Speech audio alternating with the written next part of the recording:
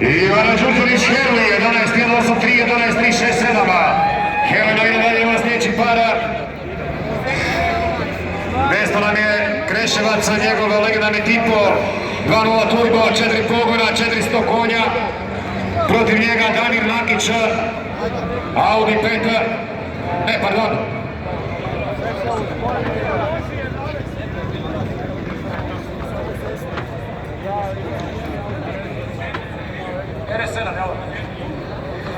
Dakle, Nakić u RS7, mislim da isto nekakvih 700 konja, otprilike.